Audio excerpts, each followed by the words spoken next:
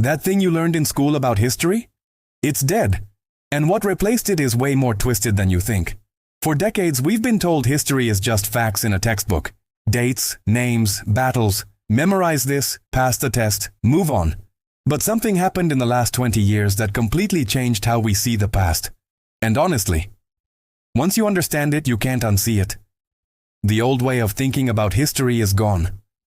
What we have now is something totally different, and it's affecting everything from what you see on social media to how countries argue with each other today. Let's go back for a second. What even is a history myth?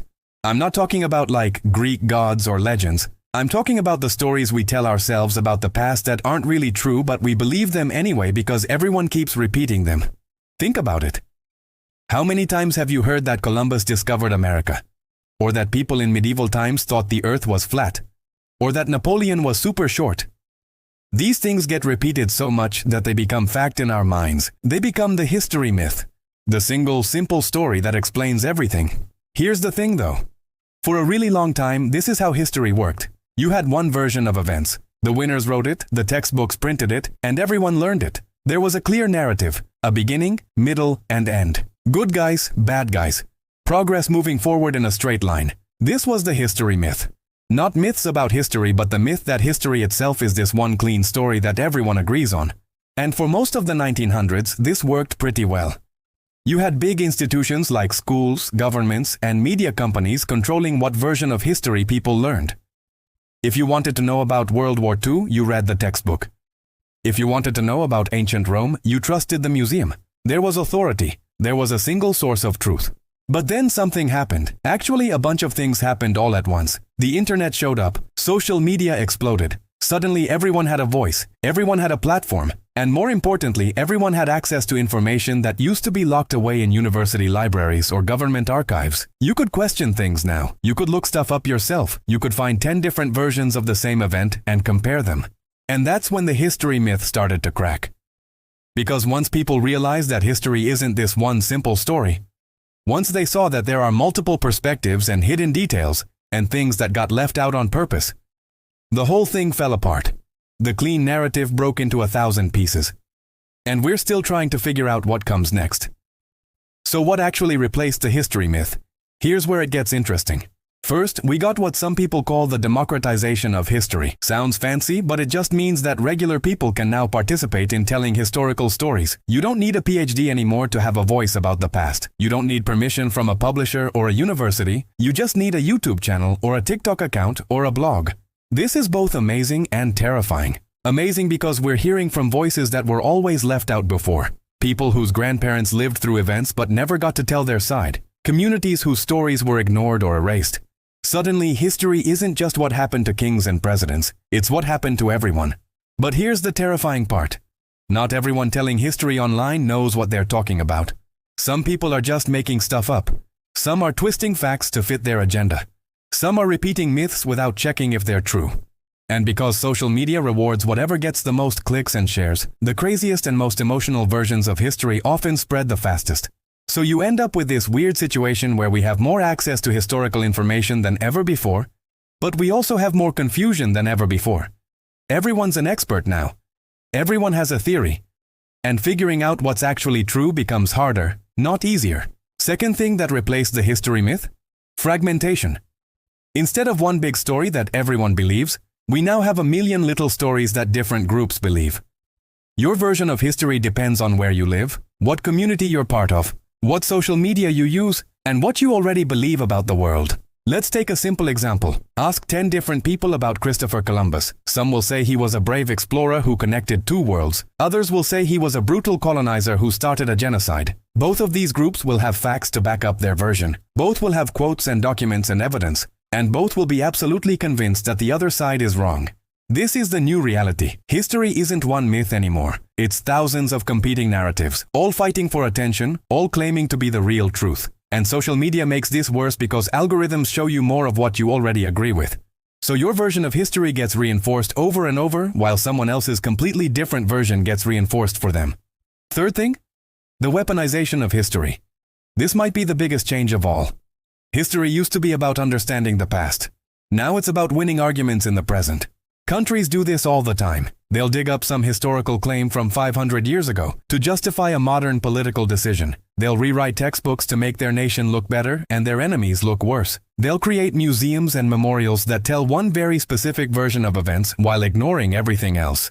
But it's not just governments. Regular people do this too. Someone will pull up a historical fact in an online argument to prove their point. Except they'll strip away all the context and nuance and just use it as a weapon.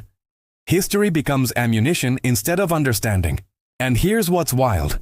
Both sides in any argument can do this with the same event. The American Civil War is a perfect example. Some people focus on the facts about slavery and oppression. Other people focus on facts about states' rights and economics. Same war, same documents, completely different stories, and both sides will accuse the other of distorting history. So if the old history myth is dead, and what replaced it is this chaotic mess of competing narratives and weaponized facts and social media confusion, where does that leave us? Well, some people think this is great. They say the old history myth was too simple anyway. It left out too many voices. It ignored too many perspectives. The mess we have now is actually more honest because history is messy. Real life doesn't have clear good guys and bad guys. Real events don't fit into neat little stories with obvious morals. Other people think this is a disaster. They say that without some shared understanding of history, society falls apart. How can we make good decisions about the future if we can't even agree on what happened in the past? How can we learn from mistakes if we can't agree on what the mistakes were? Both sides have a point, and that's kind of the problem. We're stuck in this weird middle ground where the old way is dead, but we haven't figured out the new way yet. We're all just stumbling around with our different versions of history, trying to convince each other that our version is the right one. But here's something most people miss. The death of the history myth isn't really about history at all. It's about trust. The reason we used to have one clean version of history is because we trusted the institutions telling us that version. We trusted schools. We trusted governments. We trusted experts and professors and textbooks. That trust is gone now.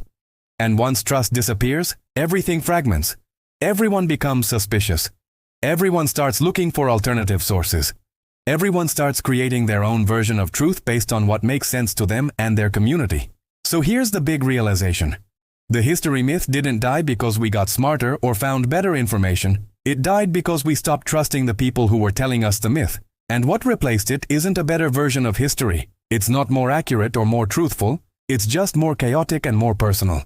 Every single person now gets to choose their own history. You can pick the version that fits your worldview. The version that makes your group the heroes and the other group the villains. The version that confirms what you already believe and ignores what you don't want to hear. And the crazy part? This is probably how history always worked.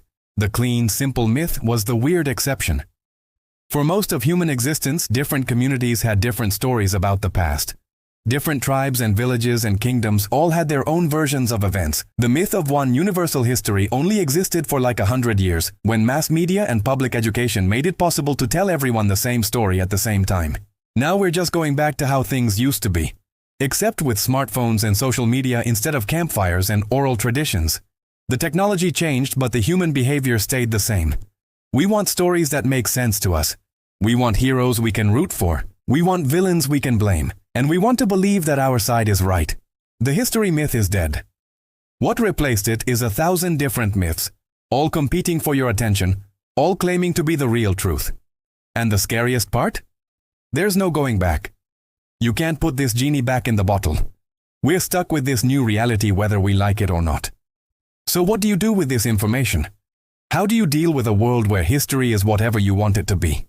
First, get comfortable with uncertainty. The old history myth gave us certainty even when it was wrong. The new situation gives us options but no clear answers. That's uncomfortable, but it's more honest. Second, check your sources.